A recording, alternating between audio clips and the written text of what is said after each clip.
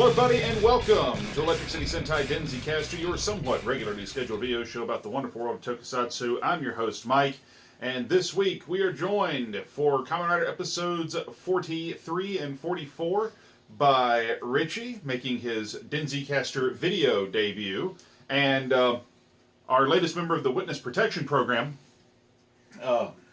or the Unabomber. Which one? I mean, Dave the Head. Who will go ahead and get this out of the way, folks. Here's our product placement plug. The stylish hoodie that you see Dave wearing, which is the Denzicaster Special Investigations Division hoodie, a.k.a. the Basement Dwelling Fools. This is something you can grab on the ECS Network's Cafe Press store. It's cafepress.com/ECS Network. You can find stuff there for all the great shows on the ECS Network. There's just ECS Network logo stuff. There's the Denzicaster stuff. We've got stuff for the announcer's booth for HP Radio. In the not too distant future, there'll be stuff up there for Kane and Mike's movie night. So grab some merch. It's actually, I was admittedly surprised at how good it came out. this is a very, I mean, I've owned a handful of different types of hoodies, and this is a very good one. It's not the thickest one out there that you'll find. You know, it's no deep hockey, keep you warm in 12-degree weather sweatshirt, but it's well made. The lettering is put on there perfectly. I like it a lot. Yeah. And I got mine, I think, double extra fat. So, and it only costs like an extra $2 or $3 as opposed to like 12 that some people want to do. Yeah. So, check it out. It goes and helps support the ECS network here. We're looking to buy some new equipment. We need a new camera. We need a new computer. I did my part. Yeah. Now you. There you go. And you'll see some of the other shirts and stuff over the weeks, because Dave bought more than one. So, anywho, we are talking about Kamen Rider Drive episodes 43 and 44, as we are nearing the end of the series. We are in the final 6. And basically, what we see in these pair of episodes, we see that Bono's a dick. And we see the Roid Mudes, the main 3 commanders, Heart, Medic, and Brain, make their official full-fledged face turn. Yeah. So there's no ifs, ands, or buts. Now they're heroes. To be fair, one of them didn't really have a choice for being bad at the beginning because it was in her programming. Right, that would be Medic. Which, as I recall, on the earliest episodes of Denzicaster, where we were back in our audio days, and those shows are going to wind up here on the channel eventually, I believe one of the sound bites at the beginning of one of the episodes was Medic can die in a fire. Well, something like that. Yeah. You were almost right. Yeah, it's like, yeah, I mean, at the time, but it's good storytelling. Mm-hmm. You know, they make a character that they made her a character that you really disliked. Right. And then, no matter, even though as bad as she was, she still doesn't deserve what's happening to her, like all the mind control and stuff, whatnot, not being in control of her own, control of herself. Let me ask you a silly question. Knowing now that she has basically been mind controlled for the better part of the damn series at this point, does that cheapen... Well, she wasn't mind controlled at the very beginning. Well, I said, but the better part. Yeah. Does that cheapen her in any way as a bad guy? Not really, because you still have that time when she wasn't mind controlled and she was still being really bad. Yeah, so I mean, it's even if you're a bad guy against your will and you're really good at it, you're still a bad guy. Okay, fair enough. We get to see in this that Bono's got more than 1 or 2 aces up his sleeve. Obviously, Gold Drive, which visibly is nothing more than a palette swap of drive type speed. He's Nega Drive. More or less. That's a term they've used before for shows. They had Nega Den-O and Kamen Rider Den-O. It's the evil incarnation of the main hero rider is a trope in Kamen Rider that realistically has existed, oh lord, probably since Ryuki. Nega Duck from the Darkwing Duck cartoon was the first. We actually said Nega. Right. Like, I don't know if it's the origin of the Nega character name. If you want to go back... It's the first one I ever saw. Well, just the evil incarnation of the hero. Well, sure, there's always that, Bizarro. Yeah, Bizarro probably is the first one of large, or even, if we want to go back even further, the golden age of comics the Flash had a villain called the Rival. And the Reverse Flash. Well, the Rival was like the prototype for the Reverse Flash back for Jay Garrick in the 40s. So the concept's been around for a while. Spoilers. He shows up in the show. I know, I'm actually keeping up with the Flash. So, yes, check out the CW. It's kind of awesome. But they... And you can watch it online. You don't even need to... Yeah, the CW app is not bad. Have a good internet connection and don't trust Roku. I agree with that wholeheartedly. Because the Roku has been driving me nuts with the CW, and so it's not just mine. It's no. I think it's just the Roku. Now watching it on the computer, it came out just fine. So I have the same thing on my phone. It comes out beautiful, but we're not here to talk about that. We're here to talk about Drive. Maybe next episode. Maybe down the road. So, see what I did there? Drive, down the road. Down the road. There you And go. the Flash. You should appreciate that. Yeah, why don't you appreciate it more? It doesn't happen often, folks. So. Oh, I keep waiting for these little dudes to fall down now. So. 1,000 eyes are watching you. I'm hoping 1,000 eyes are watching us. But anyway. Well, no, there should be 200 top.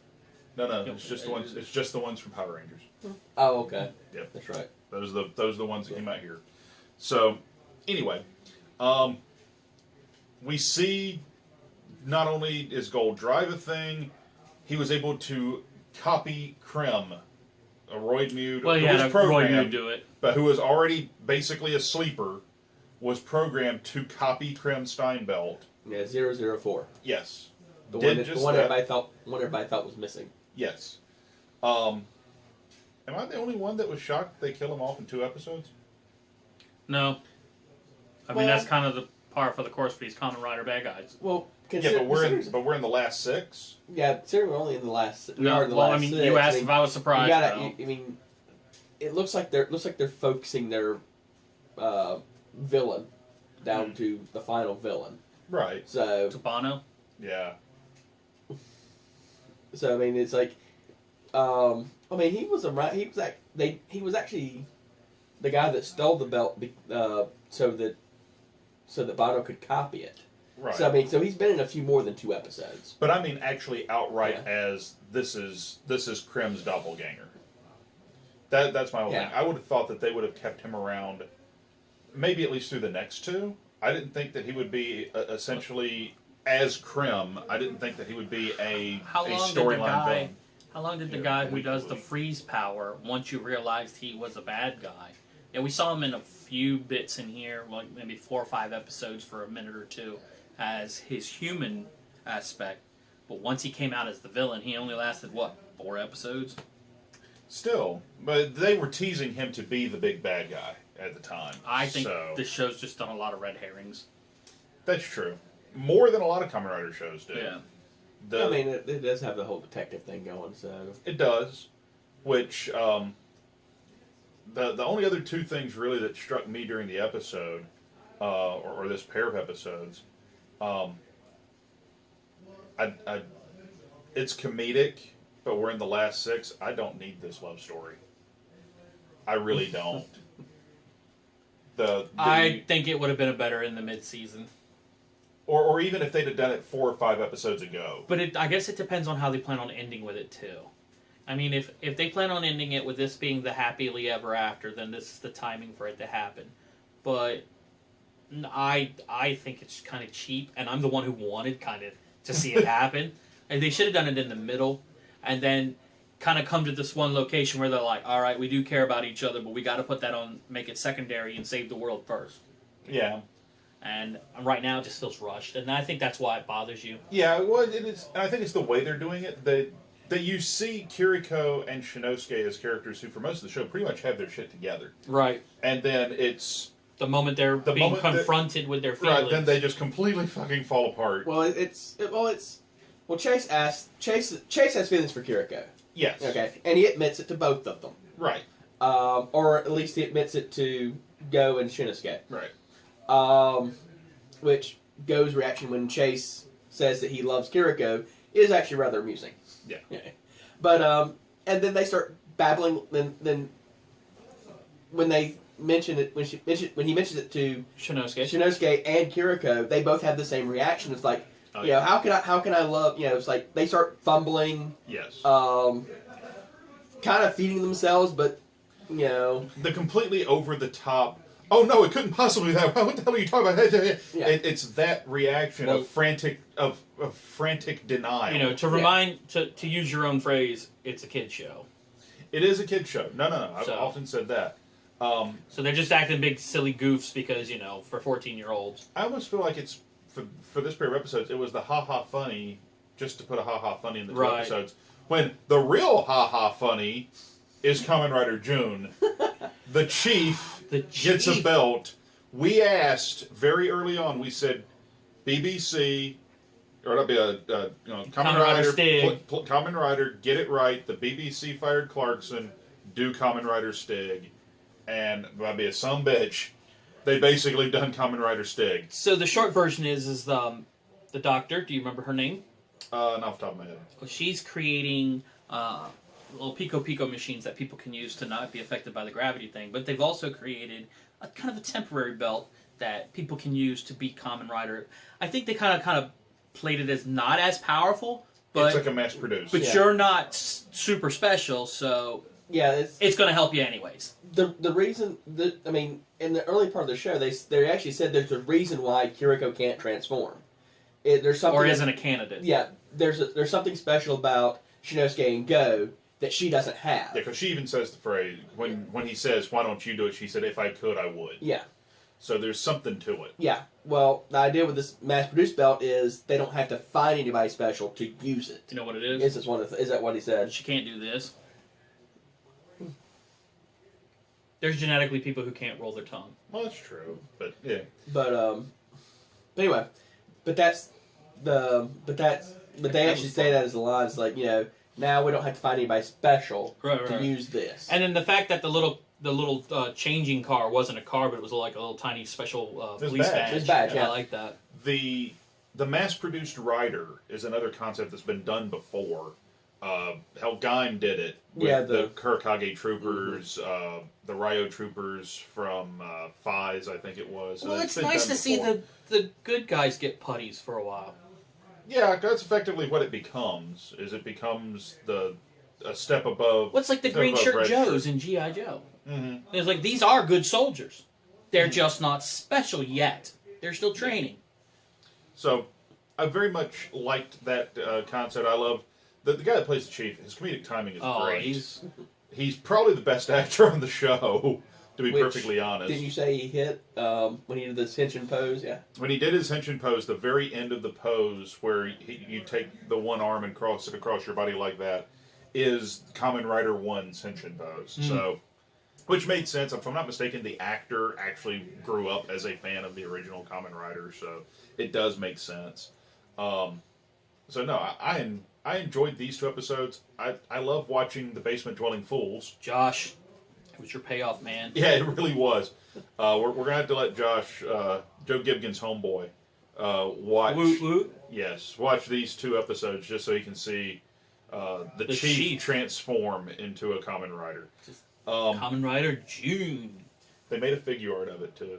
Oh, they did. Yeah, there's I don't know if it's been released, but I've seen the prototype for it. I like that his helmet came up. Yeah, if you look at the costume, it is very much bargain basement. It is. Yeah. This is somebody's cosplay. It's a motorcycle helmet. That's all it is. With some gadgets on it. Yeah, with painted a certain way. Yeah. The chest plate is literally like motocross armor. Well, I mean, yeah, it's like a cross between that motocross armor you're talking about and like maybe a SWAT team. Yeah. I mean, it looked really nice. Is it sad to say that of all the Kamen Rider costumes, it's my favorite? Actually, to me, yes, that is slightly sad. But it is a different sensibility. Yeah, that's it. It's like, it makes sense. Mm-hmm. It looks like armor for someone who's going to be dealing with, I don't know, rampaging robots, and you have to be the line, in this case, the thin white line, between them and the population.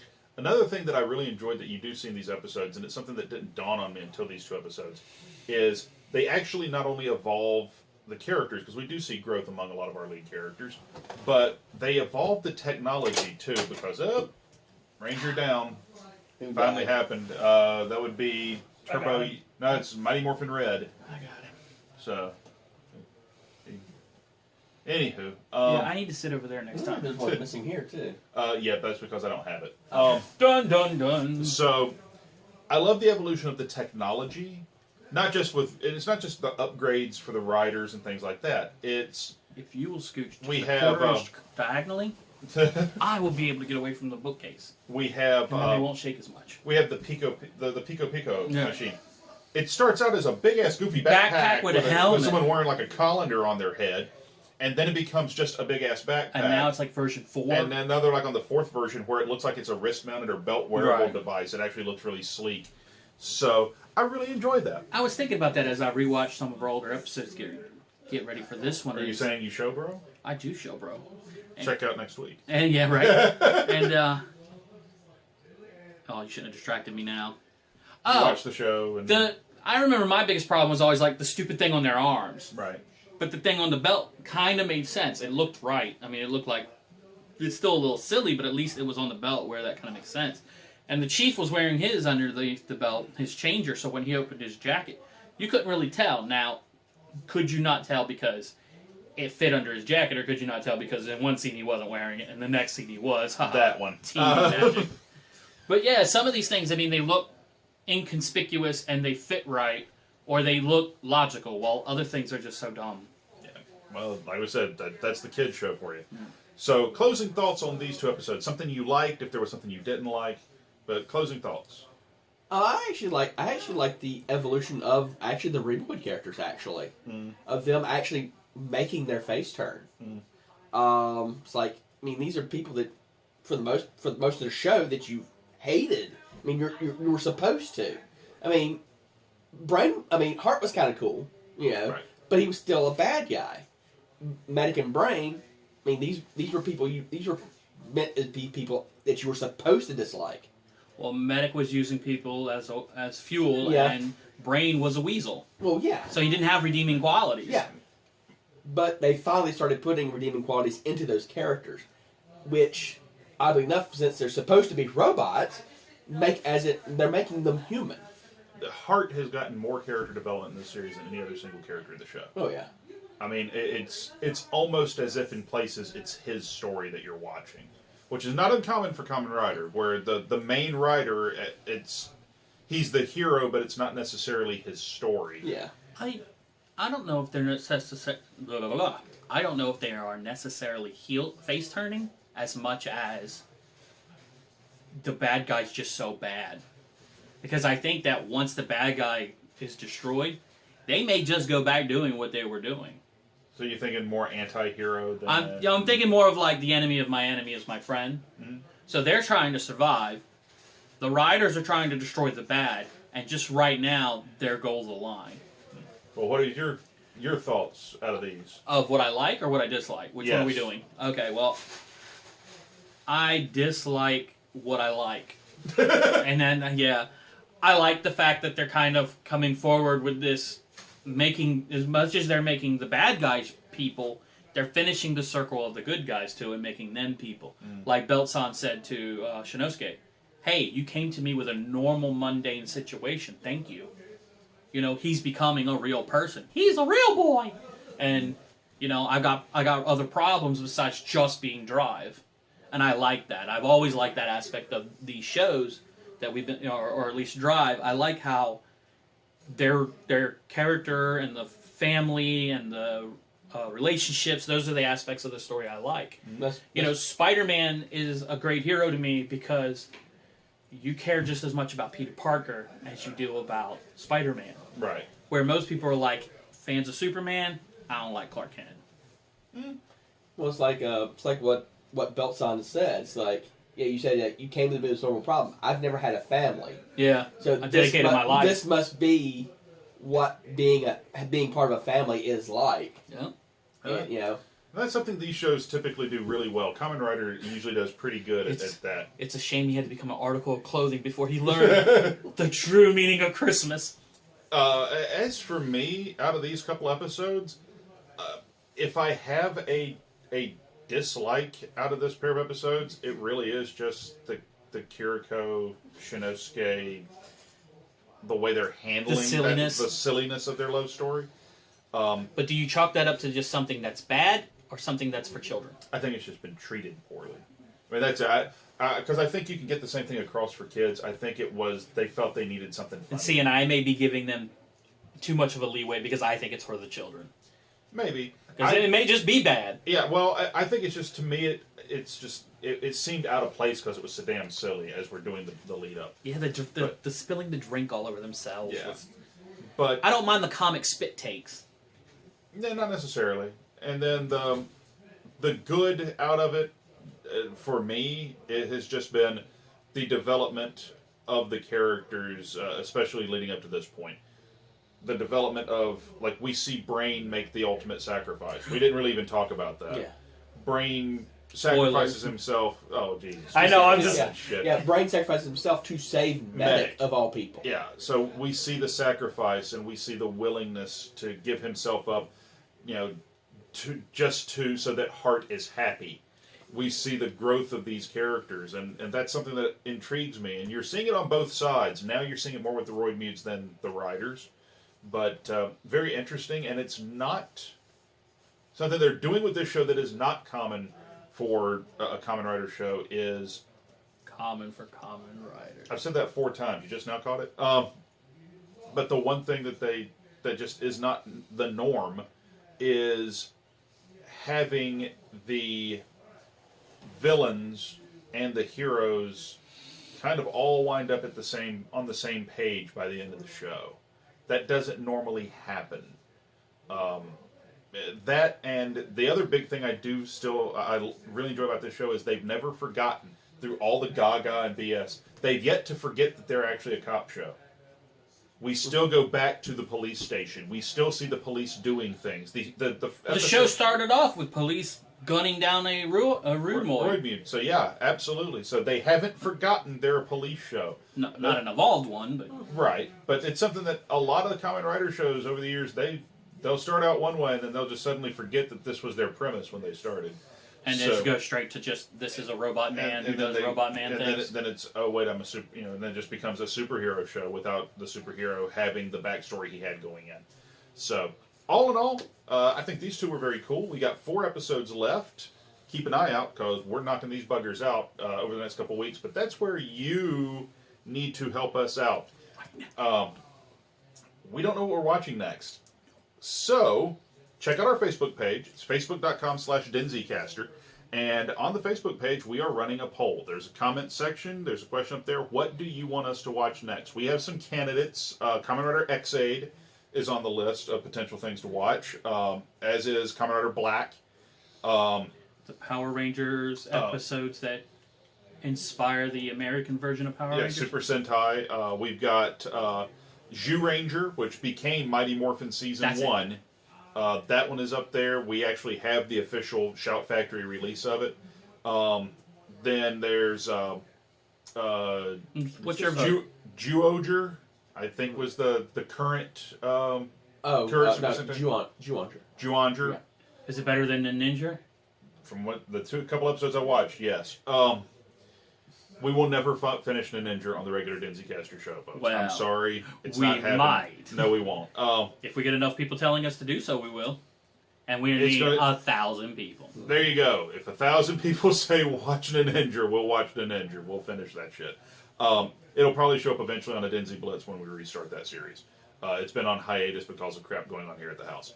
Everybody's working! Pretty much. And then I think the last one was Ryu Kendo, which was one of the Tamika Hero shows. So that's another one on the list. Or if there's something you want to throw in.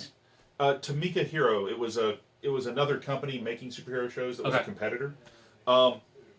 If you picked, I'm going to put... Yeah, I want to know what your vote is. Richie is of all the people that do Denzicaster, and Richie, like I said, this is his video debut, but he did pretty much almost every early audio episode with us. You're the person other than me that knows Tokusatsu well out of the group. If you picked our next show, what would it be? I really don't know, to be perfectly honest. Most of what you listed I've seen and enjoyed. And I want to watch it again! Well, we'll put it to you like this, because this is the first show we've run through, all the way through. So, if you were to pick, knowing that this was the first one, if you were to pick the next show that you wanted an audience to get to walk through with us, and knowing that like Dave's experience with Toku is extremely limited. Joe's It's experience like is Kamen extremely Rider limited. Drive. Yeah, Drive and some Godzilla movies. That's about it. Honestly, I would probably say Go Kaiger. Because it's actually a Whitman, like you've said it before, it's a Whitman sampling of the first 40 years of Super Well, Sentai. 35. Is that the one with the fruit? No, it's No. the one with the pirates. It's One Piece, the Super Sentai. Yeah. So, folks, with that said, we got 2 more episodes coming your way in just a couple of weeks, and of course, Rage Quit Radio will be on next Monday. We're showing stuff from our 24-hour gaming marathon. That's going to be going on for a little while. I'll be perfectly honest, I have no idea what game is going to be coming up in next week, but in a couple of weeks, Denzicaster will be back, and we'll be talking about the next 2 episodes of Kamen Rider Drive. Yes, sir. And in the next Denzicaster, I have a free giveaway. Yep, we're doing a contest. Dave has, when he went buck wild at the swap meet and picked up a bunch of Denzicaster merch. I couldn't find any soap boxes, though. They do. No, I'm kidding. No, don't go any further. It was a line from Low Down Dirty Shame. We don't need to talk about anybody's soap boxes.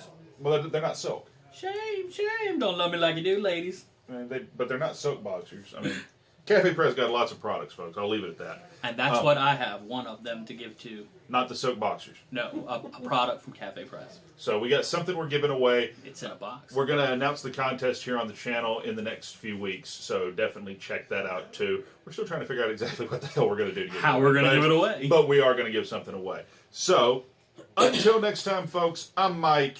Richie. I'm Dave. And we will see you next time on Denzicaster.